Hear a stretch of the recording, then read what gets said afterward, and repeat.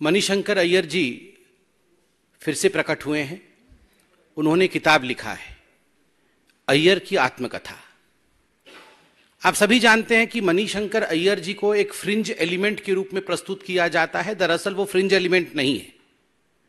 गांधी परिवार के सबसे निकटतम व्यक्तियों में से अगर कोई व्यक्ति है, कोई राजनेता है, और आज से नहीं, शुरू से ही कोई व्यक्ति है, तो उनका नाम है मणिशंकर अय्यर। यह कहना अतिशयोक्ति नहीं होगा कि वो गांधी राज परिवार के मुकुटमणि हैं।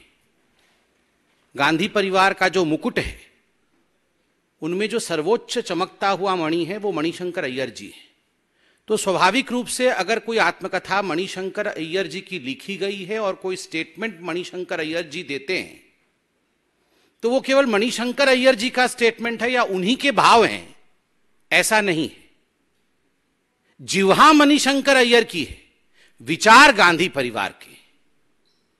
One should be extremely clear, whatever Manishankar Aiyar ji writes, speaks and projects, the pen and the tongue may be of Manishankar Aiyar, but the ideas and the objectives are the Gandhi family.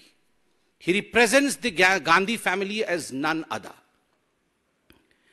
बंधुगण, जब भी ये चुनाव आते हैं, चुनाव से ठीक पहले गांधी परिवार अपने एक प्रॉक्सी मणिशंकर अय्यर के माध्यम से कुछ स्टेटमेंट्स रखवाते हैं और ये जो मुकुटमणि है वो चमकता है।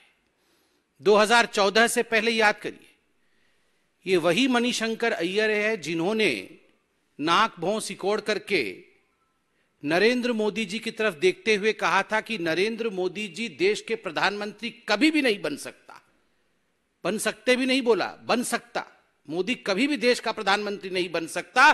ज्यादा से ज्यादा अगर वो चाहे तो आके जो प्लेनरी सेशन और जो कांग्रेस का सम्मेलन हो रहा है दिल्ली में, उसके बाहर टेंट लगा करके चाय बेचने का काम करे।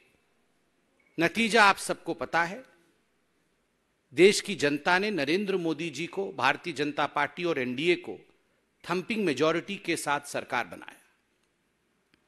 2019 के चुनाव से पहले गांधी परिवार के मुकुटमणि मणिशंकर अय्यर, उन्होंने फिर से कहा था और उस बार पाकिस्तान में जाकर कहा था कि मोदी को हराना होगा, मोदी को हराना होगा, मोदी को हटाना होगा। ये वही मणिशंकर अय्यर है जिन्होंने 2019 के चुनाव से पहले घोषणा की थी और जिस प्रकार के भाषा का प्रयोग किया था और कहा था कि नरेंद्र मोदी एक नीच आदमी है।